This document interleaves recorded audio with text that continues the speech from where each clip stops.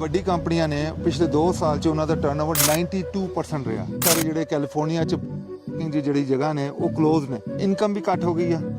ਠੀਕ ਹੈ, ਸੀਜ਼ਨ ਕਿਉਂਕਿ ਡਾਊਨ ਆ। ਜਿਹੜਾ ਬਿਜ਼ਨਸ ਹੈ ਨਾ, ਸਪੈਸ਼ਲ ਟਰੱਕਿੰਗ ਬਿਜ਼ਨਸ, ਇਹ ਸਾਲਾਨਾ ਇਨਕਮ ਨੂੰ ਕਵਰ ਕਰਦਾ ਹੈ। ਇਹ ਮੰਥਲੀ ਜਾਂ ਡੇਲੀ ਜਾਂ ਵੀਕਲੀ ਇਨਕਮ ਨੂੰ ਕਵਰ ਨਹੀਂ ਕਰਦਾ। ਜਿਹੜੇ ਘਰ ਨੇ, ਬੱਚੇ ਨੇ, ਸਿਸਟਮ ਚੱਲਦਾ ਹੈ, ਸੋਹਣੀ ਗੱਡੀਆਂ ਰੱਖੀਆਂ ਨੇ, ਹਸਬੈਂਡ ਵਾਈਫ ਖੁਸ਼ ਨੇ, ਉਹ ਬਿਜ਼ਨਸ ਦੀ ਵਜ੍ਹਾ ਤੋਂ ਖੁਸ਼ ਨੇ। ਤਾਂ ਵੀ ਬੱਚੇ ਹੈਗੇ ਜਿਨ੍ਹਾਂ ਨੇ ਬਹੁਤ ਕੰਟਰੋਲ ਰੱਖਿਆ, ਅੱਜ ਉਹਨਾਂ ਨੇ 4 ਟਰੱਕ ਪਾ ਲਏ ਸਾਲ ਦੇ ਅੰਦਰ। ਅਸੀਂ ਕੋਸ਼ਿਸ਼ ਕਰੀਦਾ ਕਿ ਇਨਫੋਰਮੇਸ਼ਨ ਨੂੰ ਇੱਕ ਵਧੀਆ ਤਰੀਕੇ ਨਾਲ ਐਨਾਲਾਈਜ਼ ਕਰਕੇ ਦਈਏ, ਸਾਫ ਸੁਥਰੀ ਇਨਫੋਰਮੇਸ਼ਨ ਹੋਵੇ ਤਾਂ ਕਿ ਅਗਲੇ ਦਾ ਫਾਇਦਾ ਹੋਵੇ, ਨੁਕਸਾਨ ਨਾ ਹੋਵੇ। ਹੁਣ ਕੈਨੇਡੀਅਨ ਟਰੱਕਾਂ 'ਚ ਬ੍ਰੇਕਡਾਊਨ ਬਹੁਤ ਘੱਟ ਹੁੰਦਾ। ਅੱਛਾ, ਜਿਹੜੀ 65 ਦੀ ਲਿਮਿਟੇਸ਼ਨ ਆ, ਉਹਨੂੰ ਤੁਸੀਂ ਕੰਪੇਅਰ ਕਰੋ ਇੱਕ ਟਰੱਕ ਨਾਲ ਜਿਹੜਾ 77 ਤੇ ਚੱਲਾ।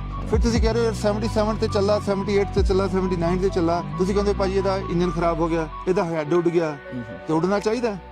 ਉਹ ਬਣਿਆ ਨਹੀਂ 77, 78, 79 ਵਾਸਤੇ।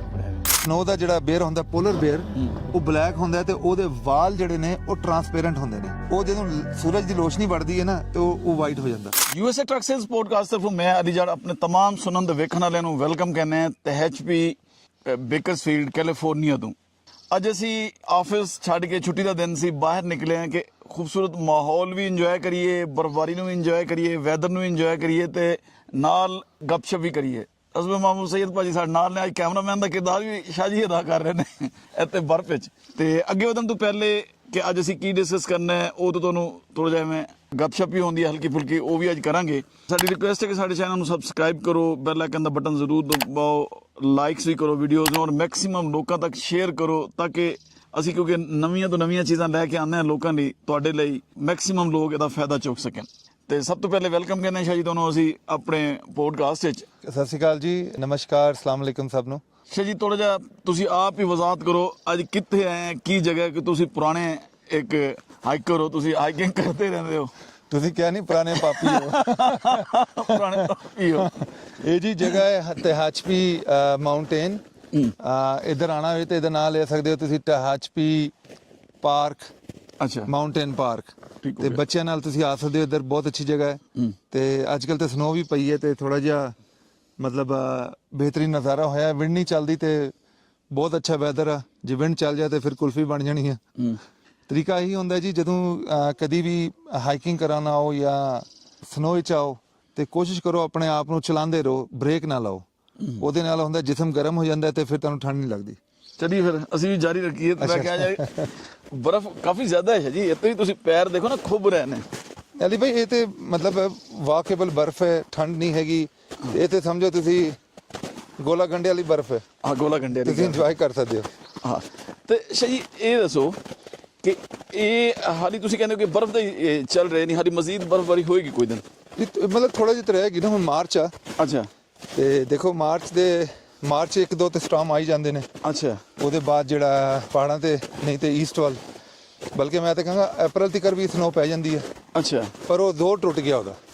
ਅੱਛਾ ਅੱਛਾ ਅੱਛਾ, ਯਾਨੀ ਅੱਗੇ ਤੁਸੀਂ ਕਹਿੰਦੇ ਹੋ ਕਿ ਥੋੜੀ ਜਿਹੀ ਹੁਣ ਮੌਸਮ ਬਿਹਤਰ ਹੋਣਾ ਸ਼ੁਰੂ ਹੋ ਜਾਏਗਾ। ਜੀ ਬਿਲਕੁਲ, ਜੀ ਬਿਲਕੁਲ, ਠੀਕ ਹੋ ਗਿਆ। ਤੇ ਸ਼ਾਹ ਜੀ ਇਹ ਦੱਸੋ, ਵੈਸੇ ਤੁਹਾਡਾ ਤਾਂ ਕਿਉਂਕਿ ਐਕਸਪੀਰੀਅੰਸ ਹੈ, ਤੁਸੀਂ ਕੈਨੇਡਾ ਬੜੀ ਲਾਈਫ ਗੁਜ਼ਾਰੀ ਹੈ, ਇਸ ਤੋਂ ਜ਼ਿਆਦਾ ਬਰਫ਼ ਦੇ ਸਟਾਰਮ ਵੀ ਵੇਖੇ ਨੇ, ਬਰਫ਼ ਵੀ। ਜੀ ਜੀ। ਵੈਸੇ ਕਿਸ ਕਿਸਮ ਦੀ ਇਹਤਿਆਤ ਜ਼ਿਆਦਾ ਜ਼ਰੂਰੀ ਹੈ ਐਸੀ ਜਗ੍ਹਾ ਤੇ?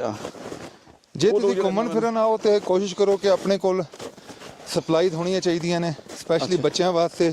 ਅੱਛਾ, ਗਲਵ, ਟੋਪੀ, ਦਸਤਾਨੇ ਤੇ ਐਮਰਜੈਂਸੀ ਕਿੱਟ ਜ਼ਰੂਰ ਹੋਣੀ ਚਾਹੀਦੀ ਹੈ। ਅੱਛਾ, ਜੇ ਡਿੱਗ ਜਾਓ, ਚੋਟ ਲੱਗ ਜਾਏ ਤੇ ਉਹਦਾ ਕੋਈ ਨਾ ਕੋਈ ਮਤਲਬ ਤੁਹਾਡੇ ਕੋਲ ਸਿਸਟਮ ਹੋਣਾ ਚਾਹੀਦਾ। ਅੱਛਾ। ਤੇ ਉਹਦੇ ਬਾਅਦ ਅਲੀ ਭਾਈ ਜਿਹੜੀ ਇੱਕ ਚੀਜ਼ ਮੈਂ ਹੋਰ ਰਿਕਮੈਂਡ ਕਰਾਂਗਾ ਕਿ ਕੋਸ਼ਿਸ਼ ਕਰੋ ਕਿ ਲਿਮਿਟ ਦੇ ਉੱਤੇ ਨਾ ਜਾਓ। ਅੱਛਾ, ਜਿੱਧਰ ਤੁਸੀਂ ਸਮਝ ਰਹੇ ਹੋ ਕਿ ਲਿਮਿਟ ਜ਼ਿਆਦਾ ਹੋ ਗਈ ਹੈ, ਉਧਰ ਬ੍ਰੇਕ ਲਾ ਲਓ ਤੇ ਵਾਪਸ ਤੁਰ ਪਓ। ਆਪਣੇ ਆਪ ਨੂੰ ਮਤਲਬ ਬਿਲਕੁਲ ਜਿਹਾ ਥਕਾਣਾ ਨਹੀਂ, ਕਿਉਂਕਿ ਇੱਥੇ ਸਾਂਸ ਦਾ ਵੀ ਮਸਲਾ ਹੁੰਦਾ ਨਾ, ਹਾਈਟ ਤੇ ਤੁਸੀਂ ਆਉਂਦੇ ਹੋ, ਆਕਸੀਜਨ ਦਾ ਵੀ ਮਸਲਾ ਹੁੰਦਾ। ਜੀ ਬਿਲਕੁਲ, ਜੀ ਬਿਲਕੁਲ। ਅੱਛਾ, ਯਾਨੀ ਜ਼ੋਰ ਜ਼ਬਰਦਸਤੀ ਕੋਈ ਨਹੀਂ, ਜ਼ੋਰ ਜ਼ਬਰਦਸਤੀ ਨਹੀਂ ਕਰਨੀ ਚਾਹੀਦੀ। ਅੱਛਾ ਜੀ, ਚਲੋ ਇਹ ਤੇ ਗੱਪਸ਼ਪ ਚਲਦੀ ਰਹੇਗੀ। ਅਸੀਂ ਇੱਥੇ ਆਏ ਹਾਂ, ਅਸੀਂ ਫਿਰ ਉਹ ਟਰੱਕਿੰਗ ਵਾਲੇ ਪਾਸੇ ਆ ਜਾਈਏ, ਸਾਡਾ ਫੀਲਡ ਮਜਬੂਰੀ ਹੋ ਗਿਆ। ਜਿੱਥੇ ਜਾਓ ਤਾਂ ਆਪਣਾ ਛਾਪਾ ਖੋਲ ਕੇ ਬਹਿ ਜਾਓ, ਹੱਟੀ ਖੋਲ ਲਓ ਤੇ ਗੱਪਸ਼ਪ ਸ਼ੁਰੂ ਕਰ ਦਿਓ। ਹਾਂ। ਤੇ ਅੱਜ ਕੱਲ੍ਹ ਲੋਕ ਜ਼ਿਆਦਾ ਪਰੇਸ਼ਾਨ ਨਜ਼ਰ ਆ ਰਹੇ ਨੇ, ਕੰਮ ਉਸ ਤਰ੍ਹਾਂ ਕੋਈ ਨਹੀਂ। ਬਰੋਕਰ ਕੋਲੋਂ ਵੀ ਤੰਗ ਨੇ, ਲੋਡ ਚੁੱਕਣ ਜਾਂਦੇ ਨੇ, ਉੱਥੇ ਵੇਟ ਕਰਨਾ ਪੈਂਦਾ ਹੈ। ਇਹ ਕੀ ਵਜੂਹਾਤ ਨੇ, ਕਦੋਂ ਇਹ ਬਿਹਤਰੀ ਆਏਗੀ? ਬਿਲਕੁਲ ਜੀ, ਤੁਸੀਂ ਸਹੀ ਕਹਿ ਰਹੇ ਹੋ। ਮੈਂ ਵੀ ਕਮੈਂਟਸ ਦੇਖ ਰਿਹਾ ਸੀ। ਅਲੀ ਭਾਈ ਸਭ ਤੋਂ ਪਹਿਲਾਂ ਇਹਦਾ ਪ੍ਰੋਸੈਸ ਬਹੁਤ ਸਿੰਪਲ ਆ। ਅੱਛਾ, ਕਿ ਕੰਮ ਹੈ ਖਰਾਬ, ਉਹ ਤਾਂ ਸਾਨੂੰ ਪਤਾ ਹੀ ਆ। ਅੱਛਾ, ਤੇ ਕਿਉਂ ਖਰਾਬ ਆ? ਸੀਜ਼ਨਲ ਆ ਤੇ ਇਹਦੇ ਚ ਨਾਉਮੀਦੀ ਜਿਹੜੀ ਵੱਧ ਜਾਂਦੀ ਆ, ਸਪੈਸ਼ਲੀ ਜਿਹੜੇ ਨਵੇਂ ਬੱਚੇ ਨੇ, ਜਿਹੜੇ ਪੁਰਾਣੇ ਨੇ ਉਹਨਾਂ ਨੂੰ ਤਾਂ ਪਤਾ ਹੀ ਕਿ ਕੰਮ ਉੱਤੇ ਥੱਲੇ ਹੋਣਾ, ਉਹਨਾਂ ਕੋਲ ਬਚਤ ਵੀ ਹੁੰਦੀ ਹੈ, ਉਹਨਾਂ ਕੇ ਖਰਚੇ ਵੀ ਕਾਬੂ ਹੁੰਦੇ ਨੇ। ਪਰ ਜਿਹੜੇ ਨਵੇਂ ਬੱਚੇ ਨੇ, ਨਵੇਂ ਸਾਡੇ ਬੇਟੀਆਂ ਨੇ, ਬੇਟੇ ਨੇ, ਉਹਨਾਂ ਦਾ ਜਿਹੜਾ ਕਲਾਕ ਸੈੱਟ ਨਹੀਂ ਹੋਈ ਹੁੰਦੀ, ਉਹਨਾਂ ਵਾਸਤੇ ਅਪ ਐਂਡ ਡਾਊਨ ਬਿਜ਼ਨਸ ਦਾ ਉਹ ਸਰਕਲ ਉਹਨੇ ਦੇਖਿਆ ਨਹੀਂ ਹੁੰਦਾ। ਤੇ ਫੋਰ ਐਗਜ਼ਾਮਪਲ ਜਿਹੜੀ ਗੱਲਾਂ ਮਤਲਬ ਇੱਕ ਨੈਗੇਟਿਵ ਸਾਈਡ ਆ ਟਰੱਕਿੰਗ ਦੀ ਕਿ ਟਰਨਓਵਰ ਬਹੁਤ ਜ਼ਿਆਦਾ। ਜਿਹੜੀ ਵੱਡੀ ਕੰਪਨੀਆਂ ਨੇ ਪਿਛਲੇ 2 ਸਾਲ ਚ ਉਹਨਾਂ ਦਾ ਟਰਨਓਵਰ 92% ਰਿਹਾ। ਅੱਛਾ, 92% ਦਾ ਮਕਸਦ ਇਹ ਹੈ ਕਿ 10 ਵਿੱਚ 9 ਬੰਦੇ ਉਹ ਛੱਡ ਗਏ ਤੇ ਉਹਨਾਂ ਨੂੰ ਨਵੇਂ ਹਾਇਰ ਕਰਨੇ ਪਏ। ਅੱਛਾ, ਤੇ ਇਹ ਆਫ ਕੋਰਸ ਇੱਕ ਬਹੁਤ ਵੱਡੀ ਇੱਕ ਪ੍ਰੋਬਲਮ ਹੈ ਟਰੱਕਿੰਗ ਇੰਡਸਟਰੀ ਸਪੈਸ਼ਲ ਅੱਜਕੱਲ ਕਰਕੇ। ਤੇ ਇਹਦੇ ਬਾਅਦ ਜਿਹੜੀ ਛੋਟੇ ਫਲੀਟ ਨੇ, ਪ੍ਰਾਈਵੇਟ ਫਲੀਟ ਨੇ, ਉਹਨਾਂ ਨੂੰ ਵੀ ਬਹੁਤ ਜ਼ਿਆਦਾ ਕੁਐਸਚਨਸ ਆ ਰਹੇ ਨੇ, ਟਰਬਲ ਆ ਰਹੀਆਂ ਨੇ ਡਰਾਈਵਰ ਰਿਟੈਂਸ਼ਨ ਦੀਆਂ। ਉਹਦੇ ਬਾਅਦ ਜੇ ਦੇਖੋ ਤੇ ਸੇਫਟੀ ਦੇ ਬਹੁਤ ਜ਼ਿਆਦਾ ਪ੍ਰੋਬਲਮ ਨੇ। ਜਿਹੜੇ ਐਮਸੀ ਦੇ ਰੂਲ ਨੇ ਉਹ ਬਹੁਤ ਜ਼ਿਆਦਾ ਸਟਰੋਂਗ ਨੇ। ਉਹਦੇ ਬਾਅਦ এনवायरमेंटल ਰੂਲ ਵੀ ਬਹੁਤ ਸਟਰੋਂਗ ਨੇ, ਜਿਵੇਂ ਡੀਪੀਐਫ ਵਗੈਰਾ ਦੀ ਗੱਲ ਕਰਦੇ ਆ ਕਿ ਉਹਦੇ ਚ ਵੀ ਬਹੁਤ ਜ਼ਿਆਦਾ ਰੂਲ ਐਂਡ ਰੈਗੂਲੇਸ਼ਨ ਨੇ। ਉਹਦੇ ਕਾਰ ਵੀ ਆ ਜਾਂਦਾ ਹੈ ਜੀ, ਕਾਰ ਵੀ ਆ ਜਾਂਦਾ ਹੈ। ਉਹਦੇ ਬਾਅਦ ਪਾਰਕਿੰਗ ਦੀ ਬਹੁਤ ਵੱਡੀ ਸਮੱਸਿਆ ਹੈ ਇਸ ਵੇਲੇ। ਅੱਛਾ, ਤੇ ਬਹੁਤ ਸਾਰੇ ਜਿਹੜੇ ਕੈਲੀਫੋਰਨੀਆ ਚ ਪਾਰਕਿੰਗ ਜਾਂ ਟਰੱਕਿੰਗ ਪਾਰਕਿੰਗ ਦੀ ਜਿਹੜੀ ਜਗ੍ਹਾ ਨੇ ਉਹ ਕਲੋਜ਼ ਨੇ। ਹਾਂ, ਇਹ ਪਤਾ ਨਹੀਂ ਕੀ ਵਜ੍ਹਾ। ਵੈਸੇ ਅਕਸਰ ਅਸੀਂ ਵੀ ਗਏ ਰੂਟ ਤੇ ਪਾਰਕਿੰਗ ਅੱਜਕੱਲ ਕਲੋਜ਼ ਚੱਲ ਰਹੀ ਹੈ ਜੀ। ਕੁਝ ਜਗ੍ਹਾ ਤੇ ਤਾਂ ਵੈਸੇ ਨਵੀਂ ਬਣ ਰਹੀ ਹੈ, ਮੇਨਟੇਨੈਂਸ ਹੋ ਰਹੀ ਹੈ। ਜੀ ਬਿਲਕੁਲ। ਉਹਦੇ ਬਾਅਦ ਜੇ ਦੇਖੋ ਤੇ ਇਨਕਮ ਵੀ ਘੱਟ ਹੋ ਗਈ ਆ। ਠੀਕ ਹੈ, ਸੀਜ਼ਨ ਕਿਉਂਕਿ ਡਾਊਨ ਆ। ਇਹ ਉਹ ਚੀਜ਼ਾਂ ਨੇ ਜਿਹੜੀਆਂ ਬੇਸਿਕਲੀ ਪੁਸ਼ ਕਰਦੀਆਂ ਨੇ ਲੋਕਾਂ ਨੂੰ ਕਿ ਭਾਈ ਤੁਸੀਂ ਕੋਈ ਹੋਰ ਬਿਜ਼ਨਸ ਵੀ ਦੇਖੋ। ਪਰ ਰਿਐਲਿਟੀ ਇਹ ਹੈ ਕਿ ਅਲੀ ਭਾਜੀ ਜਿਹੜਾ ਬਿਜ਼ਨਸ ਹੈ ਨਾ, ਸਪੈਸ਼ਲ ਟਰੱਕਿੰਗ ਬਿਜ਼ਨਸ, ਇਹ ਸਾਲਾਨਾ ਇਨਕਮ ਨੂੰ ਕਵਰ ਕਰਦਾ ਹੈ। ਇਹ ਮੰਥਲੀ ਜਾਂ ਡੇਲੀ ਜਾਂ ਵੀਕਲੀ ਇਨਕਮ ਨੂੰ ਕਵਰ ਨਹੀਂ ਕਰਦਾ। ਜੇ ਤੁਸੀਂ ਮੰਥਲੀ ਜਾਂ ਵੀਕਲੀ ਜਾਂ ਡੇਲੀ ਇਨਕਮ ਦੇਖੋਗੇ ਤੇ ਡੈਫੀਨਿਟਲੀ ਇਹ ਬਿਜ਼ਨਸ ਜਿਹੜਾ ਹੈ ਉਹ ਤੁਹਾਡੇ ਵਾਸਤੇ ਨਹੀਂ ਹੈਗਾ। ਯਾਨੀ ਇਹ ਐਵਰੇਜ ਸਾਲਾਨਾ ਐਵਰੇਜ ਕੱਢੋਗੇ ਤੇ ਫਿਰ ਪਤਾ ਚੱਲੇਗਾ ਕਿ ਕਿੱਥੇ ਖੜੇ ਹੋ ਤੁਸੀਂ। ਜੀ, ਇਹ ਨਾ ਹੋਏ ਕਿ ਜਦੋਂ ਤੁਸੀਂ ਥੋੜੇ ਜਿਹੇ ਪੈਸੇ ਬਣਾ ਲੈਂਦੇ ਹੋ ਤੇ ਖਰਚੇ ਵਧਾ ਲਓ ਤੇ ਜਦੋਂ ਟਾਈਮ ਘੱਟ ਹੁੰਦਾ ਤੇ ਖਰਚੇ ਫਿਰ ਪੂਰੇ ਨਹੀਂ ਹੁੰਦੇ ਤੇ ਬੰਦਾ ਪਰੇਸ਼ਾਨੀ 'ਚ ਆ ਜਾਂਦਾ, ਫਿਰ ਡਿਪਰੈਸ਼ਨ 'ਚ ਜਾਂਦਾ, ਪਰੇਸ਼ਾਨ ਵੀ ਹੁੰਦਾ। ਜੀ ਬਿਲਕੁਲ। ਅੱਛਾ, ਯਾਨੀ ਤੁਸੀਂ ਕਹਿੰਦੇ ਹੋ ਕਿ ਇਹ ਪੂਰੇ ਸਾਲ ਤੇ ਨਜ਼ਰ ਰੱਖ ਕੇ ਬੰਦਾ ਚੱਲੇ, ਆਪਣਾ ਬਜਟ ਬਣਾ ਕੇ ਰੱਖੇ। ਦੇਖੋ ਜੀ, ਜੇ ਤੁਹਾਨੂੰ ਆਪਣੇ ਪਰ ਮਾਈਲ ਦਾ ਪਤਾ ਹੈ, ਤੁਹਾਨੂੰ ਪਤਾ ਤੁਹਾਡਾ ਖਰਚਾ ਕਿੰਨਾ ਹੈ, ਤੁਹਾਡਾ ਬ੍ਰੇਕ ਈਵਨ ਕੀ ਆ, ਤੇ ਤੁਸੀਂ ਜਿਹੜਾ ਐਕਸਟਰਾ ਪੈਸੇ ਚੰਗੇ ਟਾਈਮਾਂ 'ਚ ਬਣਾ ਦਿੰਦੇ ਹੋ ਉਹ ਤੁਸੀਂ ਕੰਪਨੀ 'ਚ ਰੱਖ ਲੈਂਦੇ ਹੋ। ਉਹ ਬੇਸਿਕਲੀ ਉਹਨੂੰ ਜ਼ਾਇਆ ਨਹੀਂ ਕਰਦੇ। ਮਤਲਬ ਇੱਕ ਹੁੰਦਾ ਜ਼ਰੂਰੀਆਤ, ਉਹ ਤੇ ਪੂਰੀ ਲੈਣੀ ਆ। ਜਿਵੇਂ ਗੱਡੀ ਚਾਹੀਦੀ ਹੈ ਘਰ ਵਾਲਿਆਂ ਨੂੰ, ਤੇ ਜਿਹੜਾ ਘਰ ਵਾਲਿਆਂ ਨੂੰ ਜਿਹੜਾ ਸਮਝੋ ਬੱਚਿਆਂ ਵਾਸਤੇ ਐਜੂਕੇਸ਼ਨ ਚਾਹੀਦੀ ਹੈ, ਚੰਗਾ ਘਰ ਚਾਹੀਦਾ, ਉਹ ਤੇ ਠੀਕ ਆ।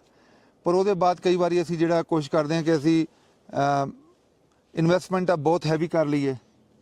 ਬੈਕ ਹੋਮ ਜਿਹੜੇ ਨੇ, ਹੁਣ ਮੇਰੇ ਫਰੈਂਡ ਨਾਲ ਗੱਲ ਹੋ ਰਹੀ ਸੀ, ਕਹਿੰਦਾ ਯਾਰ ਮੈਂ 2 ਸਾਲ ਚ ਪੈਸੇ ਨਹੀਂ ਬਣਾਏ। ਮੈਂ ਕਿਹਾ ਜਿਹੜੇ 35 ਲੱਖ ਰੁਪਏ ਦੀ ਕੋਠੀ ਬਣਾਈ ਆ ਪੰਜਾਬ ਵਿੱਚ ਉਹ, ਤੇ ਨਾਲ ਟਰੱਕ ਪੇ ਆਫ ਕੀਤਾ ਉਹ, ਤੇ ਨਾਲ 1-2 ਮੈਂ ਹੋਰ, ਕਹਿੰਦਾ ਹਾਂ ਉਹ ਤੇ ਹੈਗਾ ਪਰ ਪੈਸੇ ਨਹੀਂ ਹੈਗੇ।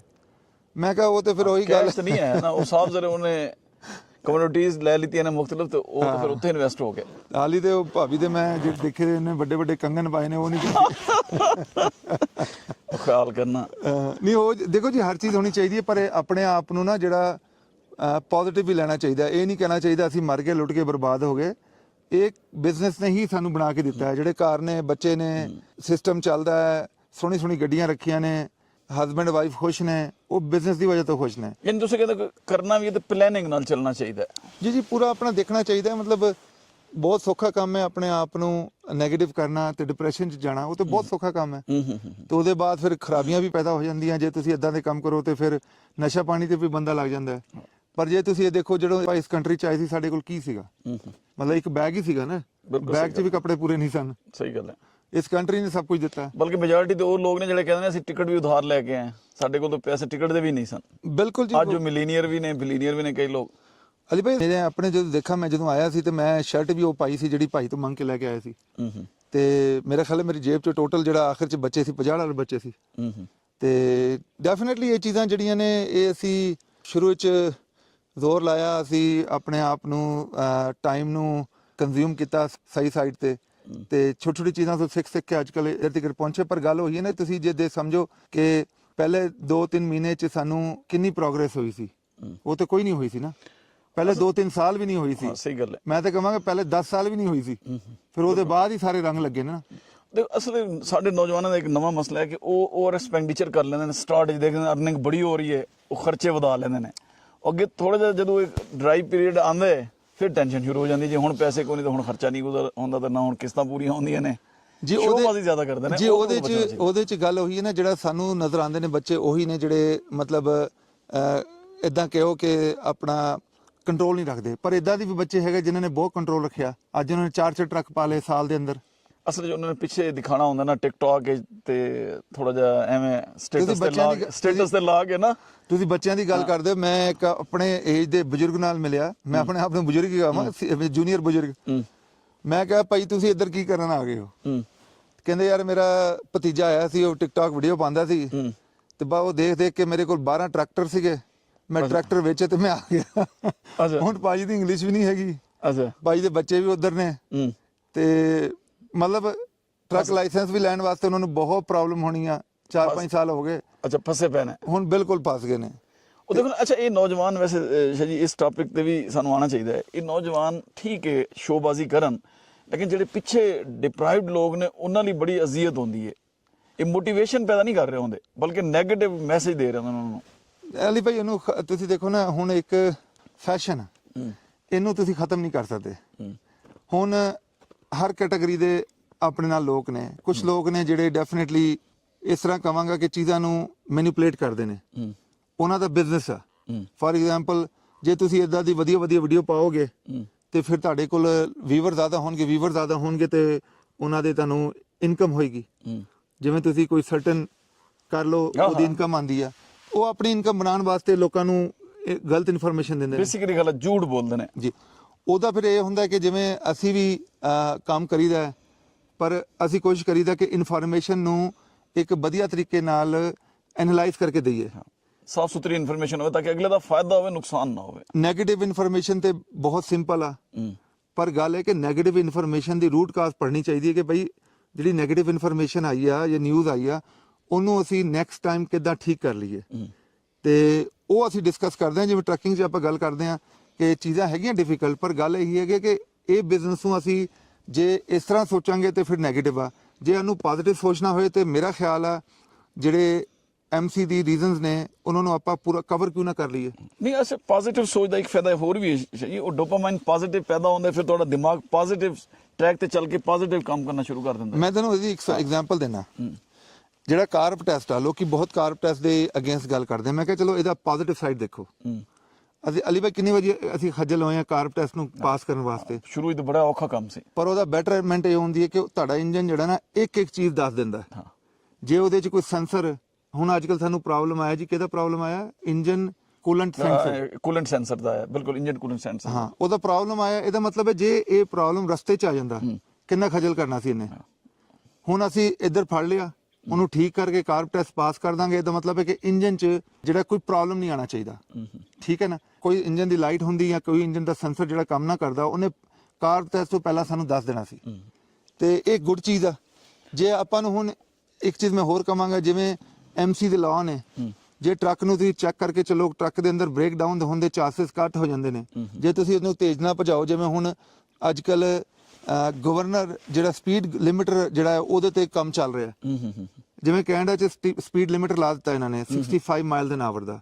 ਹੁਣ ਕੈਨੇਡੀਅਨ ਟਰੱਕਾਂ 'ਚ ਬ੍ਰੇਕ ਡਾਊਨ ਬਹੁਤ ਘੱਟ ਹੁੰਦਾ। ਅੱਛਾ, ਕੈਨੇਡੀਅਨ ਟਰੱਕਾਂ ਦੀ ਜਿਹੜੀ ਲਾਈਫ ਬਹੁਤ ਜ਼ਿਆਦਾ। ਆਪਣੇ ਲੋਕੀ ਕਹਿੰਦੇ ਨੇ ਯਾਰ ਕੈਨੇਡੀਅਨ ਟਰੱਕ ਲੈ ਕੇ ਆਓ, ਉਹਦੀ ਲਾਈਫ ਜ਼ਿਆਦਾ ਹੁੰਦੀ, ਉਹ ਸਟਰੋਂਗ ਬਣੇ ਹੁੰਦੇ ਨੇ। ਉਹ ਸਟਰੋਂਗ ਨਹੀਂ ਬਣੇ ਹੁੰਦੇ, ਉਹਦੀ ਲਿਮਿਟੇਸ਼ਨ ਦੀ ਵਜ੍ਹਾ ਤੋਂ ਠੀਕ ਹੋ। ਉਹਦੀ ਸਪੀਡ ਲਿਮਿਟੇਸ਼ਨ 65 ਹੁੰਦੀ। ਜਿਹੜੀ 65 ਦੀ ਲਿਮਿਟੇਸ਼ਨ ਆ, ਉਹਨੂੰ ਤੁਸੀਂ ਕੰਪੇਅਰ ਕਰੋ ਇੱਕ ਟਰੱਕ ਨਾਲ ਜਿਹੜਾ 77 ਤੇ ਚੱਲਾ। ਫਿਰ ਤੁਸੀਂ ਕਹਿ ਰਹੇ ਹੋ 77 ਤੇ ਚੱਲਾ, 78 ਤੇ ਚੱਲਾ, 79 ਤੇ ਚੱਲਾ। ਤੁਸੀਂ ਕਹਿੰਦੇ ਭਾਜੀ ਇਹਦਾ ਇੰਜਨ ਖਰਾਬ ਹੋ ਗਿਆ, ਇਹਦਾ ਹੈਡ ਉੱਡ ਗਿਆ, ਤੇ ਉੱਡਣਾ ਚਾਹੀਦਾ। ਉਹ ਬਣਿਆ ਨਹੀਂ 77, 78, 79 ਵਾਸਤੇ, ਬਣਿਆ ਵੀ ਨਹੀਂ ਜੀ। ਉਹ ਫਿਰ ਇੰਨਾ ਲੋਡ ਚੁੱਕ ਕੇ ਤੁਸੀਂ ਫਿਰ ਉਹਨੂੰ ਸਪੀਡ ਦੇ ਰਹੇ ਹੋ ਜੀ। ਉਹ ਤਾਂ ਸਿੰਪਲ ਹੀ ਇਹੀ ਹੈ, ਜੇ ਤੁਸੀਂ ਓਨਰ ਆਪਰੇਟਰ ਹੋ ਤੇ ਆਪਣਾ ਖਰਚਾ ਖੱਟ ਕਰਨ ਵਾਸਤੇ ਟਰੱਕ ਨੂੰ 65 ਦੇ ਉੱਤੇ ਨਾ ਲੈ ਕੇ ਜਾਓ। ਜੇ ਬਹੁਤ ਜ਼ਿਆਦਾ ਤੁਹਾਨੂੰ ਜਲਦੀ ਹੈ 68 ਤੇ ਚੱਲ ਜਾਓ। ਦੇਖੋ ਰੈਗੂਲੇਸ਼ਨ ਜਿਹੜੇ ਬਣੇ ਨੇ ਉਹ ਸਪੀਡ ਲਿਮਿਟ ਨਾਲ ਬਣੇ ਨੇ। ਸਾਡੇ ਫਾਇਦੇ ਲਈ ਬਣੇ ਨੇ, ਸਾਡੀ ਲਾਈਫ ਦੀ ਸਿਕਿਉਰਿਟੀ ਲਈ ਬਣੇ ਨੇ, ਸੇਫਟੀ ਲਈ ਬਣੇ ਨੇ। ਕਈ ਆਪਣੇ ਕੰਪਨੀ ਵਾਲੇ ਨੇ ਉਹ ਕਹਿੰਦੇ ਨੇ ਭਾਈ ਜੇ ਆਪਾਂ 65 ਤੇ ਵੱਧ ਦਈਏ ਟਰੱਕ ਤੇ ਆਪਣੇ ਡਰਾਈਵਰ ਭੱਜ ਜਾਣੇ।